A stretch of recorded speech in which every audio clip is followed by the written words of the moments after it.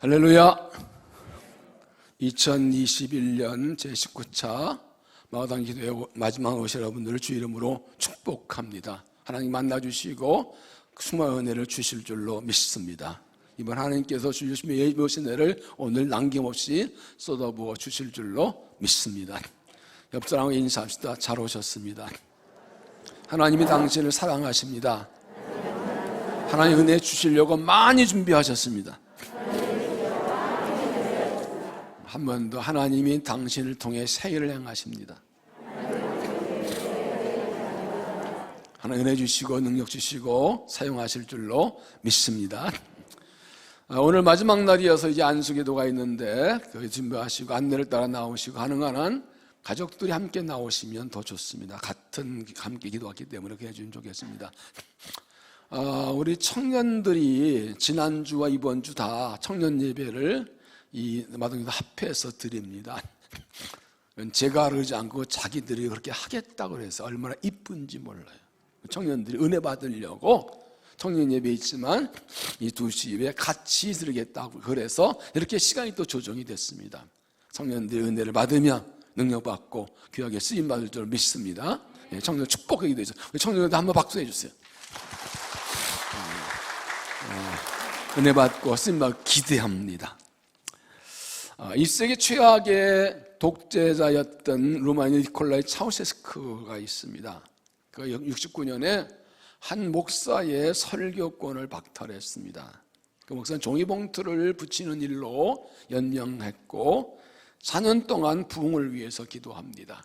4년 후에 설교권이 극적으로 회복되었고 그는 수년간 기도한 부흥을 위해 다시 일합니다. 그런 부흥은 교회부터 시작된다 생각해서 부흥 역사를 시작합니다.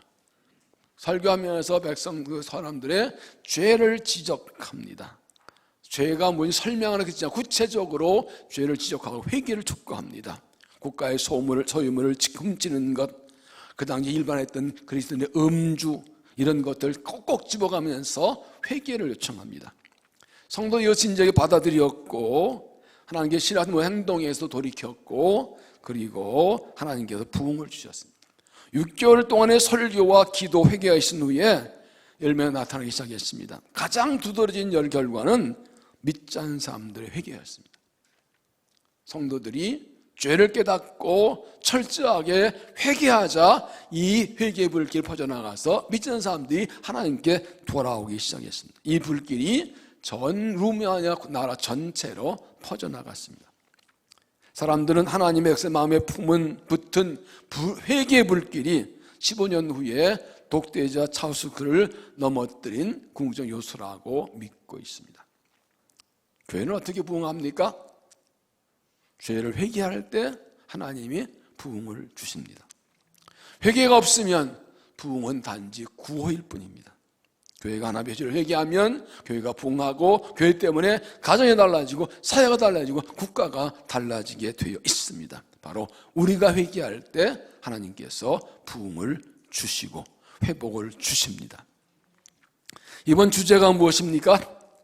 예루살렘을 떠나지 말라. 이 말씀 어떻게 나오나요? 앞에 1장 3절을 보면 그가 고난받으신 후에 또한 그들에게 확실한 많은 증거로 친히 살아계심을 나타내서 40일 동안 그들에게 보이시며 하나님 나라를 말씀하시니라. 부활한 예수님께서는 지지자들에게 하나님 나라를 말씀하시고 그리고 약속을 주시죠. 사도님께 모이사 그들에게 분부하여 이르시되 예루살렘 떠나지 말고 내게 들은 바 아버지께 약속한 걸 기다리라. 너는 물로 설비하여 성령을 세를 받으리라. 그 이유가 무엇입니까? 8절에 성령이 너에게 마시면 권능을 받고 예루살렘과 온 유대와 사마리아 땅까지 내진대요. 천년부터 나오신 분들 이 말씀을 10번째 듣는 겁니다. 그만큼 중요합니다. 그래서 제자들이 이제 마가다에 모여서 간절히 기도하고 5일 만에 성령을 받습니다. 예루살렘 떠나지 말라는 명령에 순종이 있었더니 예루살렘에 성령이 임하셨고 그 예루살렘에서부터 이제 하나님 나라가 시작이 됩니다. 자, 이쯤에서 지난 9일 동안의 내용을 얼른 복습 좀 해보겠습니다. 첫째 날 예루살렘을 떠나지 말라는 그런 제목을 말씀드렸고 이게 무슨 뜻인가를 말씀드렸습니다. 하나님을 떠나지 말라, 준신 비정상을 붙들라, 그리고 함께 있어 하나님을 지키라. 이것이 하나님을 떠나지 말라는 말씀의 의미였습니다. 둘째 날은 하나님 이러한 제목을 말씀을 드렸습니다. 이게 무슨 뜻이냐? 이스라엘 제자들이 예수님께 이스라엘 회복이 언젠가 물었더니 하나님께 맡기라는 말씀이었죠. 하나님의 권한이 있다. 그래서 이건 무엇입니까? 나의 마음 하나님께 맡기라. 또 주님의 부르심을 따라 살라. 그리고 주님이 올라가신 것을 보면서 다시 온 점을 기다리라는 뜻이었습니다. 셋째 날에는 달보면 사람들에 대해서 말씀드렸습니다. 누가 여기에 모였냐? 12제자 외에 120명 이게 누구냐? 주 약속을 믿은 사람들, 사명 헌신한 사람들, 은혜 입은 사람들, 본거심 받고 나병에서 낫고 구주에 이런 사람들 모였다. 그리고 특별히 은혜를 삼아 모였다는 말씀드렸습니다. 그 다음 넷째 날에는 기도자 이스라엘 제목을 말씀드렸습니다. 이들이 어떻게 기도했길래 성령을 받았느냐? 간절한 마음으로 기도했고, 함께 기도했고, 마음을 같이 기도했고, 믿음으로 기도했습니다. 언젠지 모르지만 믿고 기도했고 하나님 응답을 주셨습니다. 다섯째 날에는 제자의 수를 채로한 말씀을 드렸습니다. 베드로가 성령 임하시기 전에 일어나서 가룟 유다가 이제 떠났으니 그 자리를 채우자고 하셨는데 하나님께서는 은혜 주시원에 산나 일꾼의 세를 채우기 원하셨습니다. 그래서 제자의 빈자리를 채워야 된다. 그리고 가룟 유다를 들어서 제자의 자리를 떠나지 말라. 그리고 베드로는 가룟 유다인가 해서 베드로는 똑같이 죄를 짓고 하나님께 돌아왔지만 가룟 유다는 양식 같이 받고 죽는 사람이다. 그래서 뻔뻔하게 돌아오면 쓰신다 말씀드렸습니다. 그 다음에 여섯 날에는 그 제자의 잘된 누군가 제자의 자격을 말씀드렸습니다. 예수님과 인격적인 관계가 있는 사람, 변함없이 끝까지 충성하는 사람, 다른 사람 함께할 사람, 우리와 더불어 그랬지요. 그리고 참여 열정 있는 사람, 끝까지 열정 있는 사람. 그리고 일곱째 날에는 이제 2장 1절 모든 것이 임하니 성령의 말씀드렸습니다. 성령 어떻게 임하셨느냐? 바람도 불처럼 바람은 보이지 않지만 변화시키는 힘이 있고 불은 태우고 열정과 사명에도 말씀드렸습니다. 다른 언어를 말씀하게 하셨다. 이것은 모인 사람들의 이 언어를 말하는데 이것은 똑같이 복음 전하기, 복음을 위해서 주시는 것이다. 그리고 성령님은 하나님의 회복이다. 창세기 11장에 바벨탑 사건으로 갈라진 언어가 성령 안에서 하나 된 것인데 온 나라 하나 된 성령 복음을 하는 걸 말씀드렸습니다. 그리고 그 다음 날에는 이제 내용을 부어주리니 여기 성령이 임하신 것에서 사도 베드로가 예언서에서 예언을 설명하죠. 하나님 약속의 성령이 오신 것이다. 모든 사람이 준 성령이다. 모든 사람 특히 모든 백성, 모든 일꾼, 내 남정 일꾼들에게 같은 영을 주신다. 그리고 꿈과 환상을 주신다. 너희 자녀들은 예언할 것이고 젊은이들은 환상을 보고 너희들은 꿈을 것이라. 성령을 받으면 꿈과 환상의 사람이 되어 나아갈 것이다 라는 말씀드렸습니다. 그리고 어제는 우리가 일의 증인이라 베드로가 말합니다. 너희가 못 박여 죽인 예수가 그리스도시다. 우리는 일의 증인이다. 결국 예루살렘에 하시고 성령 주신 목적은 증인되라는 것이기 때문에 예수가 그리스도인 것 세 가지를 말씀했죠. 첫째가 권능하기서 표적을 나타나셨다. 진짜 못 박여 죽고 이 죄를 대가 죽으셨다. 그리고 다시 살아나셨다. 결국 부활의 증인이다. 그래서 이제 오늘 말씀은 이렇게 베드로가 한 설교를 듣고 사람들이 찔림받고 회개하는 겁니다. 38절 보시면 그들이 이 말을 듣고 마음에 찔려 베드로와 다른 사도들에게 물어가 이르되 형제들아 우리 어찌할 것? 36절에서 너희가 못 박인 죽인 예수가 그리스도다. 하나님 아들을 잡아 죽였다. 그러니까 콕 찔림받고 어떻게 하면 좋겠냐 그럽니다. 대답이 무엇입니까? 38절 베드로가 이르되 너희가 회개하여 각 예수 그리스도 이름으로 세례를 받고 유산 받으라. 그리하면 성령의 선물을 받으리니 너희가 패역한 세대 구원받으라. 41절에 그 말을 받은 사람은 세례를 받으며 내 신도의 수가 3,000이나 더하라. 세상에 한 번 설교했는데 3,000명이 예수 믿고 돌아왔어요. 할렐루야. 여러분 여기서 중요한 것이 있습니다. 이게 핵심입니다. 오늘 3,000명이나 믿은 숫자가 중요한 것이 아니라 회개한 게 중요한 겁니다. 그래서 뭐라고 했어요? 회개하고 죄사함 받아 그래서 성령을 받으리라고 그랬어요.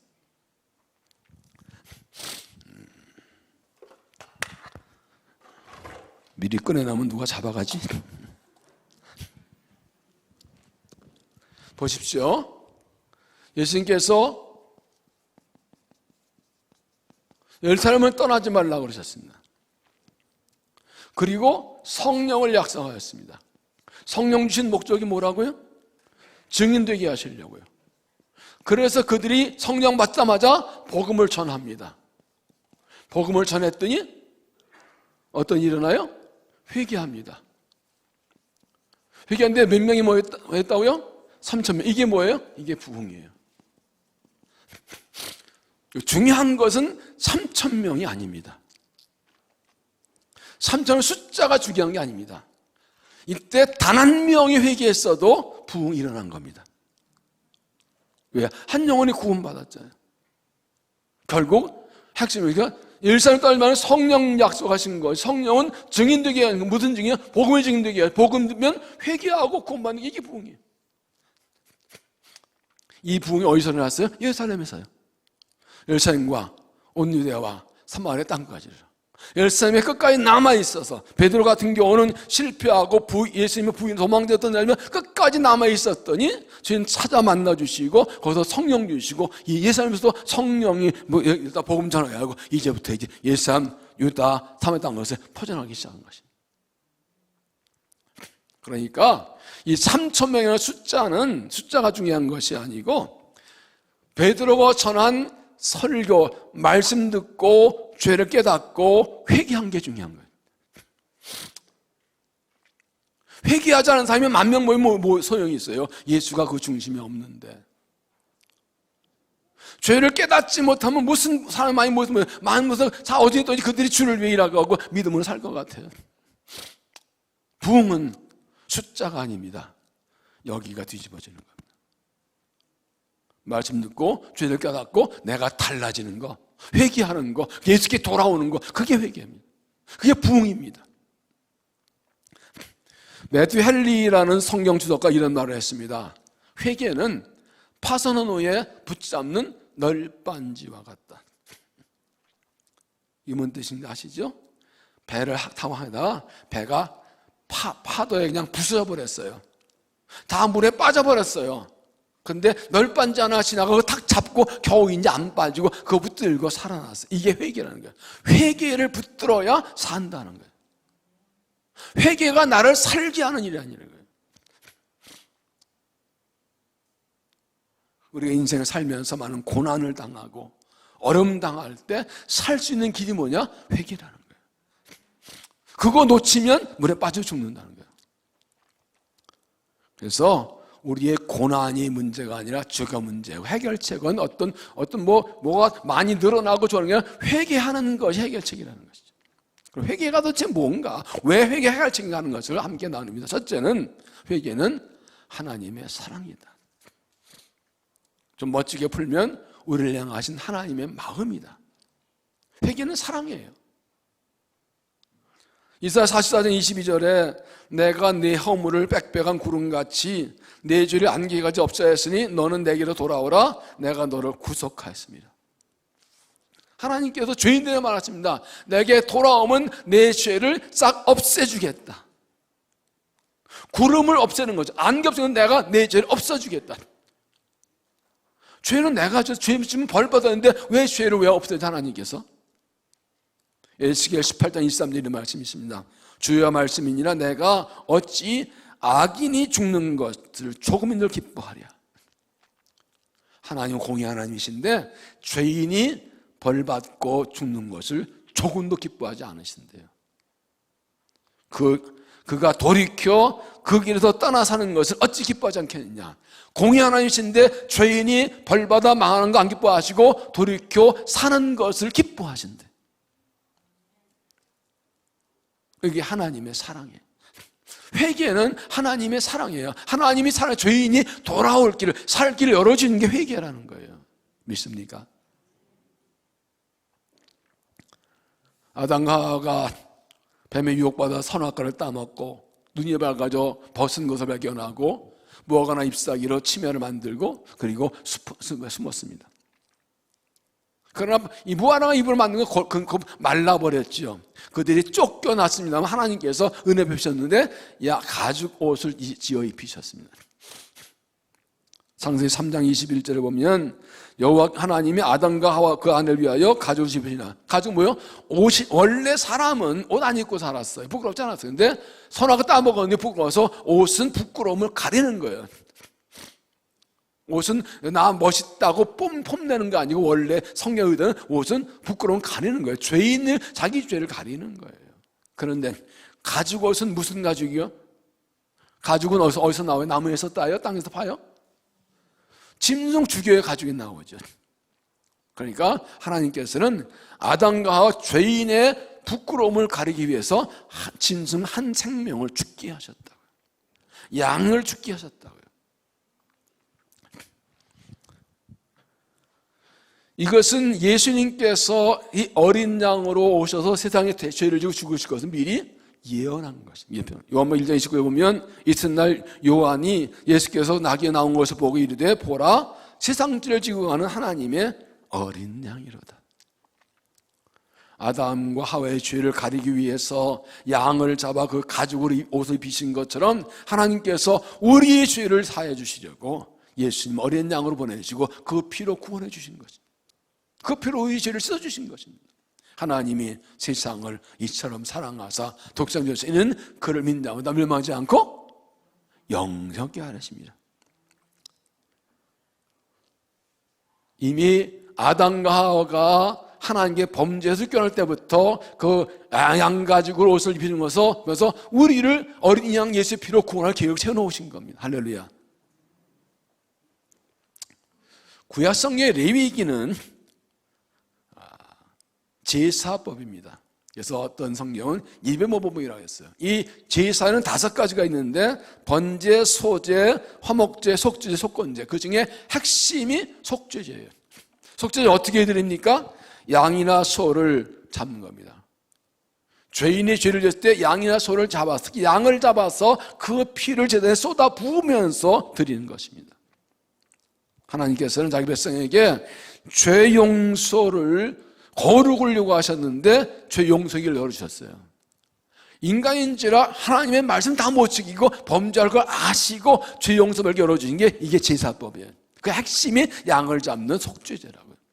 어떤 성경학자 이렇게 말했습니다. 만약 하나님께서 이스라엘 백성에게 레위기를 주지 않으면 그들은 정신분열을 걸거든. 왜 그래요? 죄를 지으면 뭐가 있어요? 마음에? 양심의 가책이 있잖아요.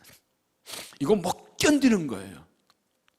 죄지가 뻔한 양심에 화해맞은 사람이 있어. 해줬는데 아무렇지도 않아.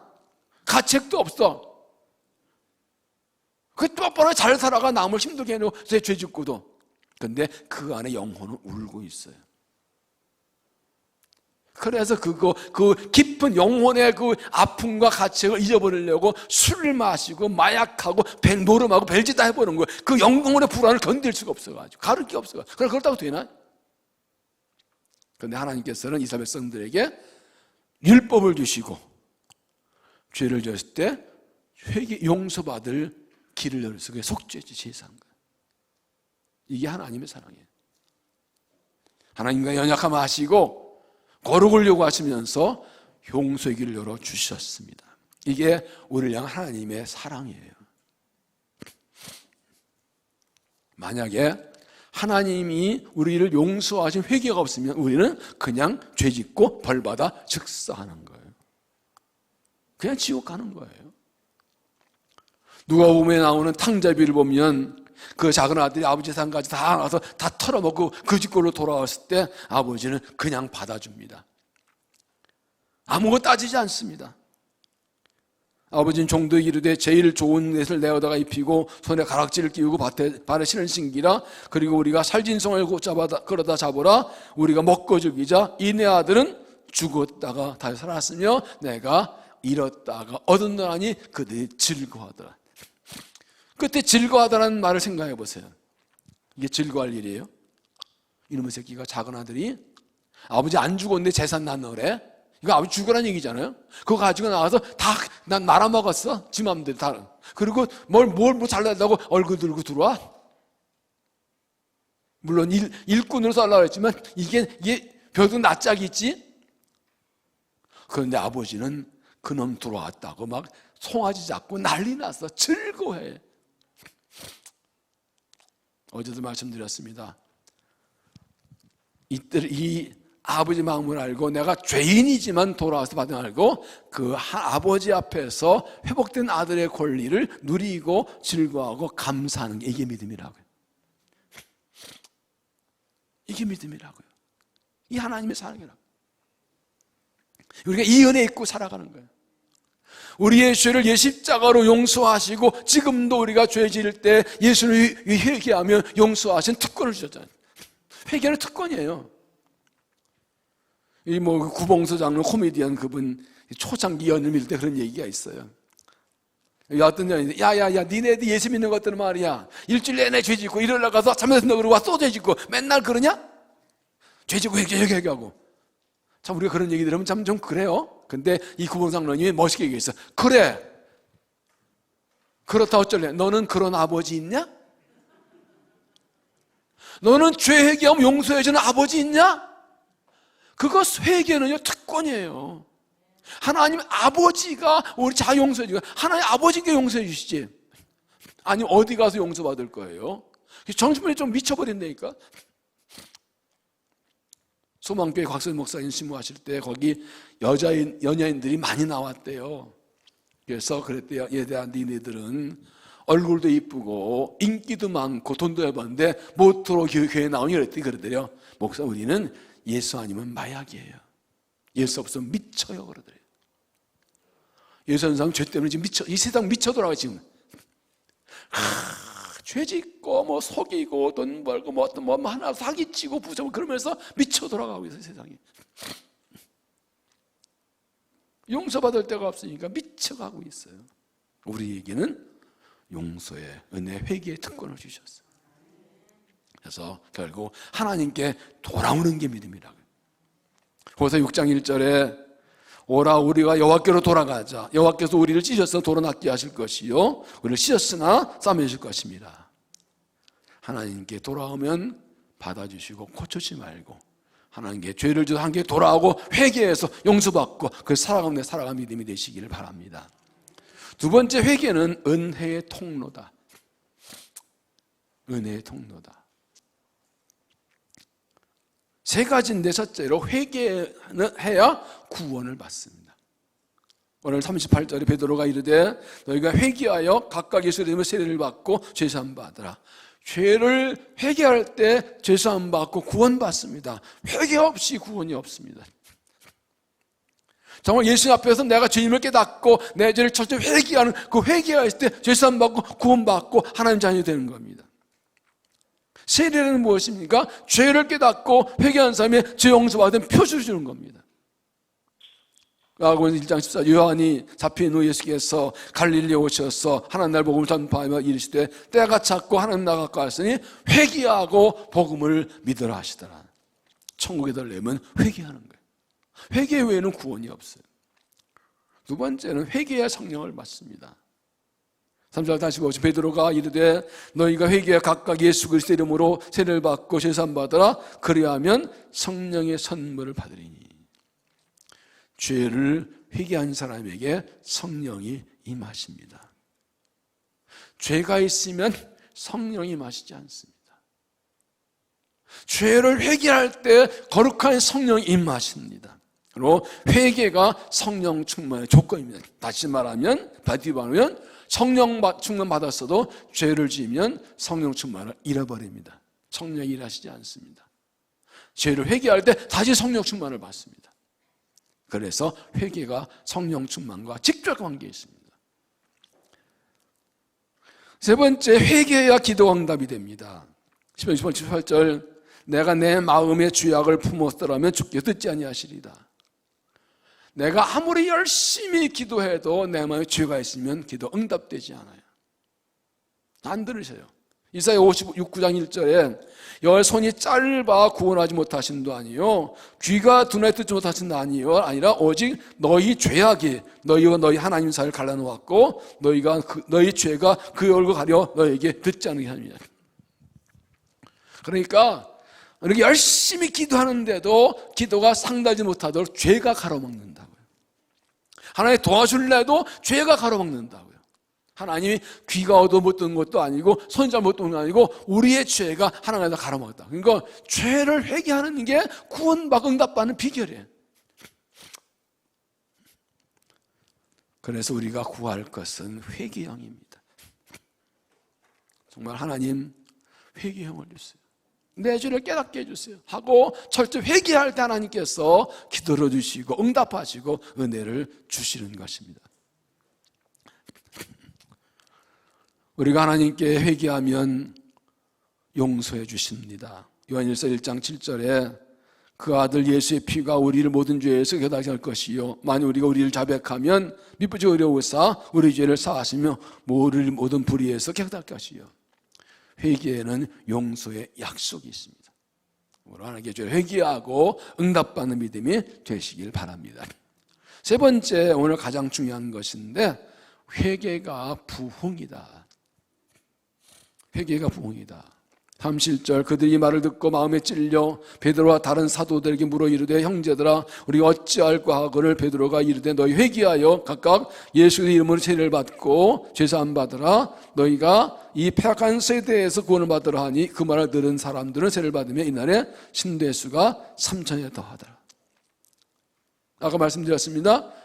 말씀을 듣고 죄를 깨닫고 회개할 때 사람들이 돌아오는 그 수가 3천명입니다.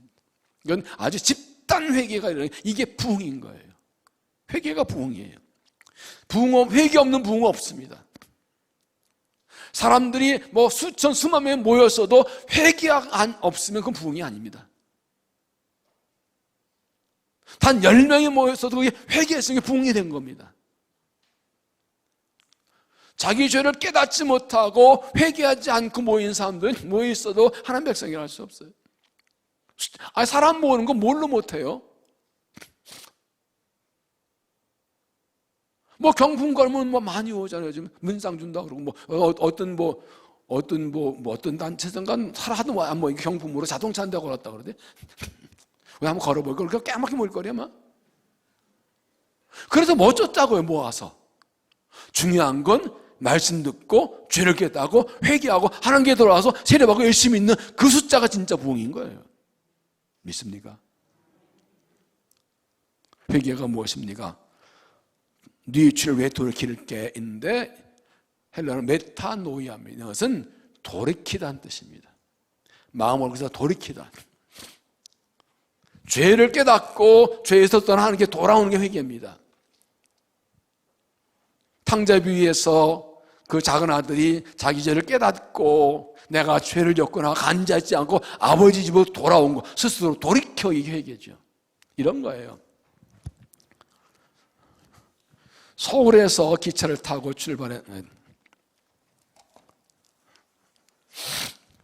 대전에서 기차를 타고 출발했는데 서울 가려고 그랬는데 잘못 타가지고 부산 가는 걸 탔어요. 제가 한번 이제 호남신대 이사할 때 그때 꼭 천안 아산에서 한번 갈아타갔거든요. 근데 오늘날 타면 거꾸로 탔어. 그래가지고 어떻게 할까요? 거꾸로 탔는데 내렸죠. 내렸어요. 다 됐어요? 어떻게 돼 이제? 반대로 타야죠. 회개는 자 대구에서 내렸어요. 놀래가지고. 그럼 끝났나요? 이쪽으로 가야죠. 이게 회개인 거예요. 그래서 회개는 방향 전환이에요. 잘못됐네? 서 있는 건 죄를 멈추게 했는데 그 다음에 돌아서 제대로 가는 거예요. 이게 회개예요. 그래서 회개는 감정의 변화가 아니라 행동의 변화고 삶의 변화다. 부흥이 뭡니까? 사람들이 죄를 깨닫고 회개해서 삶이 변하고 행동 변하고 그게 회개예요. 그때 하나님이 일하시기 시작하는 거예요. 그게 하나님의 역사예요. 1907년 평양 대부흥운동의 시작은 회개였습니다. 유명한 길선주 장로님이 산전교회에서 회개합니다. 내 친구가 일찍 죽으면서 자기 아내와 자기 자녀를 돌봐달라고 돈을 맡겼는데 내가 그거 떼먹었습니다. 공개 회개를 했어요. 성령의 강력히 역사하시니까. 그 위에 사람들이 나도 하고 회개가 막 일어나. 이것이 전국으로 퍼져나가면서 부흥이 일어나는 겁니다. 길선 장로의 공개 회개가 부흥의 시작이었어요. 전국 회개의 운동이 쫙 퍼져. 이게 교회 부흥이었습니다. 이게 성령의 역사죠. 37절을 보시면 그들이 이 말을 듣고 마음에 찔려 그랬어요. 베드로와 다른 사도들에게 입으로 이르되 형제다 우리가 어찌할꼬. 회개 시작은 무엇입니까? 말씀 듣고 마음이 찔리는 겁니다. 콕 찔리는 겁니다. 아픕니다. 말씀 들으면 내 죄를 꼭 집으니까 아픕니다. 바늘 찔리는 칼을 주고 아프면 콱 찔립니다. 왜 찔렸나요? 자기 죄를 깨닫고 우리가 어찌할꼬 어떻게 하면 좋습니까? 자기들이 하나의 아들 예수를 못 알아보고 못 박아 죽인 죄를 깨닫고 회개한 겁니다. 솔직히 인정합니다. 그런데요, 중요한 게 있습니다. 죄를 깨닫다고 해서 다 인정하는 아닙니다. 어떤 사람은 죄를 깨달았는데 인정 안 합니다. 죄를 깨달았는데 찔렸는데 죄는 아닌 척해요. 내 죄 아닌 척하고 가만히 있어. 회개 안 해. 왜 그런지 아세요? 내 자존심이 내가 죄 지은 걸 인정 못해. 내가 죄 인정이 싫어. 그걸 고백하면 창피하잖아요. 내가 죄 지었다는 게 싫은 거니까 인정 안 하고 아닌 척 가만히 있는 거예요. 옆에 나 울고 난리 하는데 자기는 가만히 있어. 자기 찔렸는데 안 울려고 회개 안 하려고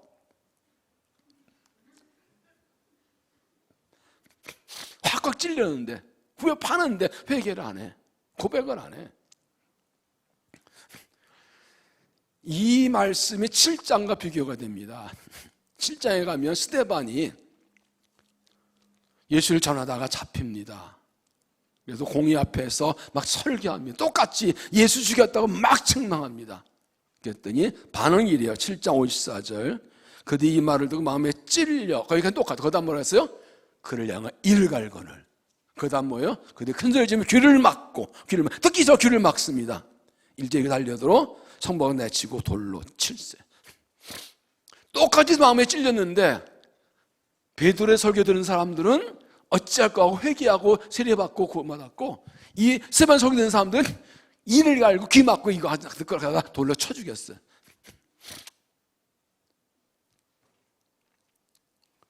여러분 왜 그럴까요?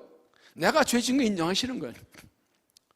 자, 이 베드로의 설교 듣는 사람과 스데반 설교 듣는 사람이 사람이 다릅니다. 베드로의 설교 듣는 사람들은 6월절에 예루살렘에 올라온 사람들입니다. 오순절까지 있습니다. 예루살렘 사람도 있고 각자 올라온 사람들입니다. 그때 예수님께서 낙이 다가 들어왔을 때 호산나 하고 맞았던 사람들입니다. 그러다가 며칠 뒤에 돌변해가지고 십자가 못 박아라 그랬어요. 왜 그런데요? 유대인 지도자들의 사주를 받고 선동, 군중심이 넘어간 거예요. 대제사장, 장로, 서기관, 바리새인들이 저 예수 뭐 나쁘다니까 거기 거래하고 거기 흡쓸려가지고 예수 못 박아 죽이라 그런 거예요. 그래서 베드로 설교 듣자 찔려가지고 우리가 잘못했구나 하고 회개한 겁니다. 그런데 스데반 성도는 누굽니까? 바로 예수님의 사형을 산해되는 공의예요. 72인의 지도자들. 그들이 스데반을 잡아놓고 왜 예수 전하는데 스데반이 예수 죽인 죄를 책망하니까 찔렸는데 이거 인정하기 싫은 거예요. 그래도 우리가 대제사장, 장로, 서기관, 바리새인들, 사두개인들, 지도자들인데 하나님의 보내신 메시아를 못 알아보고 죽였다는 건 인정하기 싫은 거예요. 이게 너희가 죽인 그 예수가 그리스도 메시아다 그러는데 그거 싫은 거니까 시끄러워 이 새끼야. 귀 막고 저거 갖다 죽여 돌로 쳐 죽여버렸어요.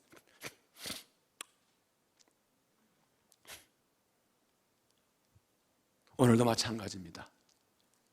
죄를 책망하면 찔려요. 양심이 있는데. 그런데 맞아 내가 죄냐고 회개하는 사람이 있고 뭐라 그러는 거야? 네가 뭔데? 하고 저놈 치워버려 그러고 오히려 반발하는 사람이 있어. 여러분 진정한 부흥은 죄를 깨닫고 회개하는 겁니다. 찔림 받을 때 회개하는 겁니다. 그게 부흥입니다. 그럴 때 부흥이 나로부터 시작이 되는 것입니다.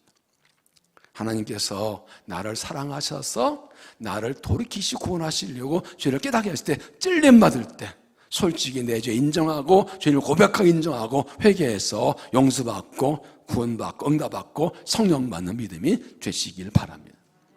그러면 마지막으로 무엇을 회개해야 되는가 하는 것입니다.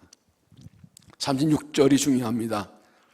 그런즉 이스라엘 온지 확실히 알지니 너희가 십자가 못 박은 이 예수를 하나님이 주와 그리스도 되게 하셨느니라. 뒤집어 말하면 하나님께서 그리스도 메시아 보내신 그 예수를 너희가 못 박아 죽였다 하고 예수 못 박아 죽인 죄를 지적하는 거죠.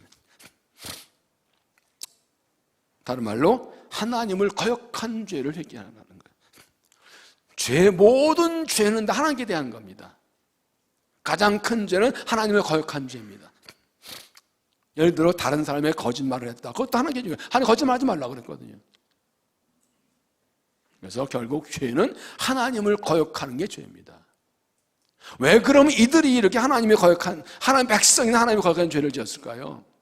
로마서 10장 2절에 바울이 이렇게 고백합니다. 그들이 하나님께 열심히 있으나 올바른 지식을 따른 것이 아니니라 하나님의 의를 모르고 자기 의를 세우려고 힘써 하나님의 의에 복종하지 아니하였느니라. 이스라엘 백성들이 택한 백성이에요. 하나님께 열심히 있어요. 그런데 하나님께 대해 올바른 지식이 없어서 하나님의 의가 아니라 자기 의를 세우려 하시다 하나님의 의를 거역했다는 거예요.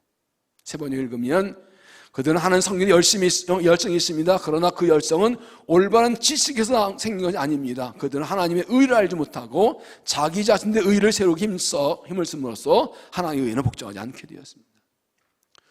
예수가 그리스도라는 사실을 몰랐어요. 올바른 지식이 아니에요. 나름대로 하나님을 위해 일한다는데 사실은 하나님 위해 복종하지 않는 결과를 가졌다는 겁니다. 사도 바울이 이걸 알았어요. 예수 믿고 보니까 이게 자기 죄라요. 그래서 자기 유대인들의 죄를 지적할 때 이 말씀을 쓴 겁니다. 예수 베드로는 성령 충만해서 이 죄를 지적합니다. 오늘날도 다르지 않습니다. 예수 믿는 구원받은 우리도 믿음에 가고 나름대로 주를 위해 열심히 사는데 잘못하면 이렇게 하나님 거역하는 죄를 지키기가 쉽습니다. 두 가지입니다. 하나는 올바른 지식이 없습니다. 하나님 말씀의 지식이 올바르지 않으면 나는 열심히 나는데 하나님을 거역하는 겁니다. 또 하나는 자기 의를 세우려고 하나님을 드러내고 예수를 드러내는 것이 아니라 나를 드러내는 유혹을 받습니다. 그러면 하나님을 거역하게 됩니다. 이것이 역사적으로 교회사의 모든 시대의 교회들이 지었던 죄가 그거예요. 잘못된 지식, 하나님께 올바른 아니고 자기 세우는 것. 그럼 뭘 말합니까? 하나의 뜻을 바로 알기 힘써야 된다. 그리고 하나님의 의를 세우고 하나님의 영광 나타내는 이것이 주 목적이 되어야 된다. 여기서 벗어나면 하나님 거역하는 죄를 짓는 겁니다. 로마서 12장 2절에 너희는 이스라엘 본받지 말고 오직 마음을 새롭게 하는 변화를 받아 하나님의 선하시고 기뻐하시고 언제나 뜻이 무엇인지 뭐라고요? 분별하도록 하는. 신앙생활 가장 중요한 건 뭐예요? 하나의 뜻을 분별하는 거예요. 내가 보기에 옳은가 틀린가가 아니에요. 내가 보기에 맞나 틀리냐가 아니에요. 하나님의 뜻인가가 중요한 거예요. 오늘 5절 말씀드렸죠? 성령 따라 행하라 그거예요. 하나님의 성령의 인도를 받는 거예요. 내가 가는 길이 하나님의 뜻이 맞는지 아닌지 이 상황이 어떻게 하나님의 뜻인지 이걸 분별할 줄 아는 게 믿음인 거예요. 그게 올바른 지식이에요. 그리고는 그 뜻에 순종하는 것이죠. 내 뜻 버리고 하나님 뜻에. 예수님이 기도가 있죠. 내 아버지 만일 할만하시거든 이 잔을 내게서 지나가게 없어. 그러나 나의 원대로 하옵시옵고 아버지 원대로 하옵소서. 내 아버지 만일 내가 이 잔을 마시지 않고는 이 잔이 내게서 지나가서 없거든 아버지 원대로 원하나이다. 내 뜻과 하나의 뜻이 있을 때 내 뜻은 하나의 뜻을 받아들이는 겁니다. 그 하나의 뜻을 따라가는 게 내게 고난의 잔, 쓴 잔, 죽음일지라도 하나의 뜻이라면 내가 그 쓴 잔 마시겠습니다. 그럴 때 나를 통해서 하나의 뜻이 이루어지는 겁니다. 바로 이 부분. 하나의 뜻인지를 모르고 내 마음대로 갔거나 알면서도 순종하지 않은 죄를 회개된다는 거죠. 그게 가장 큰 죄, 핵심인 것입니다. 하나님 앞에서 말씀 맞게 성령 앞에 나를 세우고 나를 돌아보고 내가 혹시 하나님의 거역한 게 있나 찾아보고 그 죄를 회개함으로 다시 성령 주신 은혜를 받게 되기를 바랍니다. 1907년 대부흥 평양대부흥이 일어나기 전 12년 전에 황해도 소래교회에서 놀라운 부흥이 일어났습니다. 1996년 말에 캐나다 선교사 말콤 페니엠 목사가 황해도 소래교회에서 부흥에 인도했습니다. 한 300명 열심히 찬송하고 기도하는데 뭔가 빠진 것 같아요. 아무리 열심히 찬송 기도해도 성령 역사하신 것 같지가 않아요. 그래서 이 선교사가 한 사람 불러서 성령 일로 와보세요. 이러면 지금 하나님이 우리 모임 가운데 전혀 역사하지 않으십니다. 저는 성도들이 감격하는 것은 보이지 않습니다.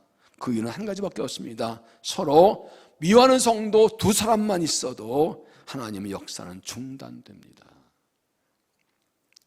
성도에 누가 서로 미워하겠는지 알려주세요. 그러자 이 성도가 무릎 팍 꿇고 울면서 내가 그 사람입니다. 내가 아무개하고 싸워서 미워하고 있습니다라고 얘기합니다. 선교사는 말합니다. 하나님께 용서를 구하고 그에게 찾아가 사과하십시오. 즉시 찾아가 사과했고 그 다음 주일날 온 교인 앞에서 그 죄를 회개하고 화해한 것을 선포했습니다. 그러자 온 교회가 회개하기 시작했고 큰 봉이 나고 이런 것들이 쌓여서 10년 후에 평양 대부운동이 시작된 겁니다. 그 전에 감리교 하디 선교사가 선교사 기도 모임에서 회개합니다. 1903년까지 한 4년 전에 내가 선교사로서 한국의 소 사람들을 무시하고 멸시했습니다. 그런데 선교를 안 맺히는 이유가 내가 그들 무시한 것 때문에 나고 회개하고 이때 선교사들이 막 통일 회개하는 역사가 일어나고 이것이 평양 대부운동의 기초가 됩니다. 올해 나왔던 기도회 말씀을 준비하는데 마지막에 이 말씀이 딱 걸렸어요. 마지막 10번째 날의 말씀이 회개예요. 왜 그러니까? 말씀드린다. 회개가 부흥이에요. 회개가 부흥이에요. 역대하 7장 13절을 보면 혹 내가 하늘을 닫고 비를 내리지 아니하거나 혹 메뚜기들에게 소산을 먹게 하거나 혹 전염병이 내 백성 가운데 수양해 할 때에 내 이름을 건 내 백성이 내 그들의 악한 길을 떠나 스스로 낮추고 기도하여 내 얼굴을 찾으면 내가 하늘 듣고 그들의 죄를 사하고 그들의 땅을 고칠지라. 메뚜기가 와서 먹어버리고 전염병이 도는 게 중요한 것이 아니라 그때 내 백성이 회개하면 죄 용서하고 그 다음 땅을 고친다고 그랬어요. 우리는 땅 고쳐달라고 기도하죠. 하나님 병 고쳐주세요. 어려움이 있어요. 문제 해결했어요. 근데 하나님께서는 죄부터 해결해. 그러면 메뚜기도 쫓아내고 전염병 멈춰줄게. 하나님의 관심은 우리가 고난당하는 데 있지 않고 회개하는 데 있어요. 죄 회개하면 다 해결된다고요. 하나님 앞에서 말씀 앞에 나를 돌아보고 내게 무슨 죄가 있나 돌아보고 하나님 앞에 회개하는 그런 삶 얼마나 되나요? 하나님 뭐가 문제예요? 나한테 무슨 죄가 있는 거예요? 내 죄 깨닫게 해서라고 정말 내가 죄인인 줄 알는데 내가 죄를 못 깨는데 죄 깨닫게 해달라고 몸부림치면서 회개의 은혜를 구하는 사람들 얼마나 되나요? 여러분 얼만큼 하나님께 정말 문제를 가지고 간절히 고쳐달라고 살려달라고 도와달라고 간절히 눈물로 기도하는데 내 죄를 용서해달라고 눈물로 기도하는 건 언젠가요? 내 죄를 깨닫게 해달라고 하나님 뭐가 막힌 모르는데 깨닫게 해서 하나님께 알고 그렇게 기도하는 건가요? 성경 읽으면서 기도하면서 내 죄를 알게 해달라고 내 죄를 밝게 해달라고 그 죄를 붙들고 통곡하며 기도하는 게 언젠가요? 오늘 우리 개인이나 가정이나 우리 교회나 한국교회나 필요한 것은 이 회개예요.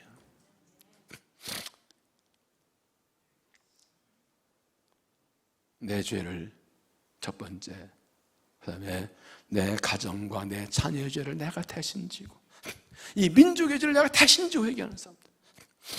욥기를 보면 욥은 아들 7, 딸 3이 있었는데 10명이니까 거의 매달같이 생일잔치가 있는데 생일잔치 끝나면 다 드리고 하나님께 자기가 혹시 이들이 잔치하다 죄진 것은 모르겠다고 함께 하나님께 속죄제를 드렸어요. 아들, 딸들이 혹시 죄졌을까봐 하나님께 회개의 제사를 드렸다니까요. 부모가. 이게 욥의 믿음이에요. 우리 아들, 딸 위해 뭘 기도해야 돼요? 뭐가 된지 어떻게 알아요? 내가 회개하고 회개하라고 그래야 되고 같이 회개해야 되죠. 그게 사는 길인 거예요.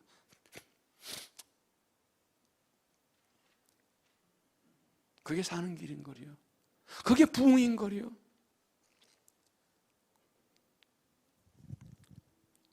38절 다시 보시면 너희가 회개하여 각각 예수 그리스도의 이름으로 세례를 받고 세선마다 그리하면 성령의 선물을 받으리니 그 말 들은 사람들은 세례를 받음에 이날에 신도의 수가 3,000여 도하더라. 마다방에 모인 사람들 12제자와 120명입니다. 근데 성령 받았습니다. 복음 전했습니다. 그리고 그 결과로 베드로의 설교에 3,000명이 믿습니다. 이게 부흥입니다. 그 당시에 소수 12명의 제자가 소리쳐봐 나가 전도회 얼마나 했겠어요. 예수님을 위해서 인정하지 유대인 사회에서 예수의 부활도 인정하지 않고 어떻게 예수 이제 죽이려고 하는 그런 위험한 상황에서 어떻게 3,000명 예수 믿을 수 있어요? 어떻게 300명을 모을 수가 있겠어요? 이건 성령의 역사가 아니면 안 되는 거거든요. 성령의 역사는 뭐 하는가? 회개하게 하는 거예요.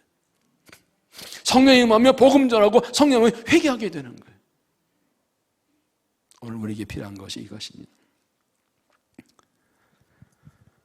회개는 우리를 향한 하나님의 사랑입니다. 하나님 우리를 사랑하셔 십자가로 회개의 길을 열어놓으셨습니다. 회개는 은혜의 통로입니다. 회개할 때 구원받고 성받고 기도 응답받습니다. 회개가 부흥입니다. 회개 없이 부흥 없습니다. 무엇보다도 하나님을 거역한 죄를 회개해야 됩니다. 여러분 36절에 뭐라고 했어요? 너희가 십자가 못 박은 예수를 하나님이 그리스도 주가 되게 하셨냐. 하나님 거역한 죄를 뭐라고 표현했을까? 예수 못 박아 죽인 죄라 그런 거예요. 그러면 이게 오늘날은 뭔 뜻인가요? 내가 죄를 짓는다는 것은 예수님을 십자가에 또 못 박는 거라는 거예요.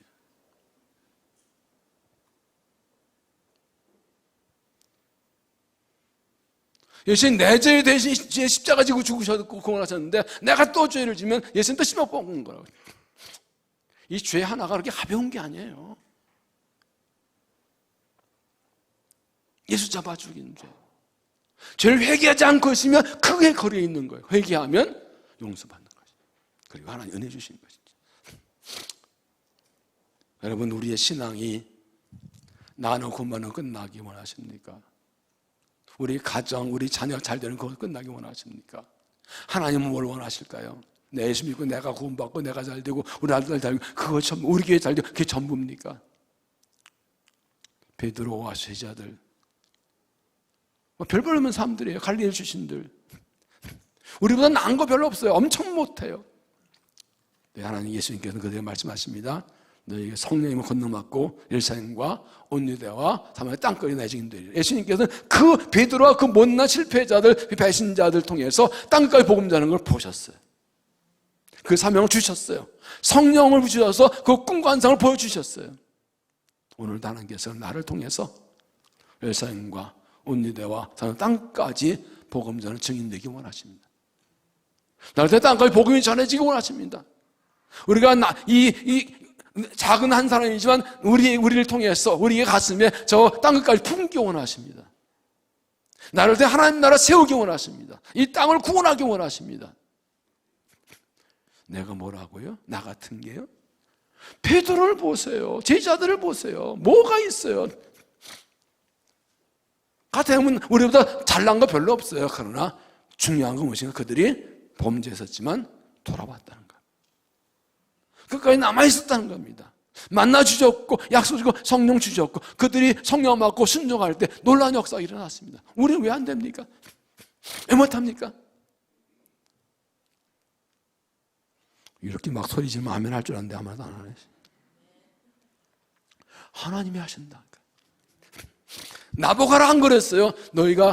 너에게 성령의 성령을 받고 나의 증인이 되리라 그랬지 되라 안 그랬어요. 주님이 되게 하시는 거예요. 이제는 떠나지 않고 기도하면, 성령 주실 때 복음 전하면, 성령이 일하실 때 순종하면 나를 통해 일하신다. 베드로가 얼마나 묻는 사람인데 그 한 번 소리 3,000명? 베드로가 위대한 게 아니에요. 하나님이 위대하시고 성령이 위대하신 것이지. 내가 복음 전해서 한 명 회개가 돌아도 그게 대단한 일이에요. 내가 어떻게 한 사람을 구원할 수 있어요? 하나님 나를 통해 하신 일이지. 근데 그보다 큰 일은 예수 말씀하시죠? 나를 믿는 자는 내가 한날 것이요 나보다 더 큰 일도 하리라. 이게 제자적인 약속이에요. 예수님께서는 평생 30km 이상을 가보신 적이 없어요. 우리는 지금 비행도 외국도 많이 가잖아요. 주님께서 우리를 부르시고 만나시고 우리를 만나시고 더 위대한 우리에게 예수님께서는 갈릴리아 유대 나라를 벗어난 적 없는데 제자들은 땅까지 가게 하셨다니까. 왜 못 가요? 갈 수 있어요. 가야 돼요. 회개가 구원입니다. 회개 없이 구원 없습니다. 중요한 건 이것입니다. 하나님은 내가 회개하기 원하십니다.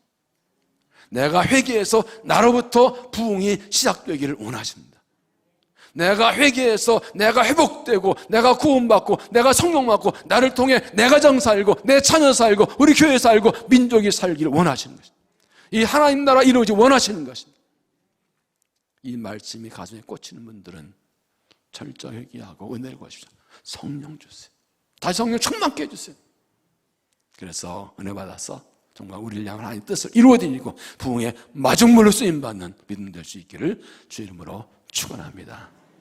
기도하겠습니다. 하나님 감사합니다. 죽을 죄인을 구원하셔서 하나님의 자녀를 삼으시고 하나님의 백성 삼아주시니 감사합니다. 그것도 감사한데 우리를 통해 일하시려고 우리에게 성령을 주시니 감사합니다. 성령께서 임하셔 나를 휘잡으시고 붙드시고 내게 권능 주시고 나를 통해 일하셔서 나로 땅까지 증인되게 하시고 하나님 나라에 위해 일하게 하실 줄로 믿습니다. 예루살렘 떠나지 말라 말씀 따라 여기 모였사오니 다시 성령으로 충만케 하여 주옵소서. 성령 임하시사 내 죄를 깨닫게 해주시고 내 죄를 보여주시고 말씀으로 드러내주시고 죄도 가르쳐주시고 회경을 보여주시고 회개할 때 용서하시고 고쳐주시고 성령 충만 주시고 우리를 사용하여 주옵소서. 우리를 부흥의 마중물로 사용해 주시고 사랑하시고 영광받아 주옵소서. 이 밤 우리를 만나 주실 줄로 믿사옵고 예수님 이름으로 간절히 기도하옵나이다.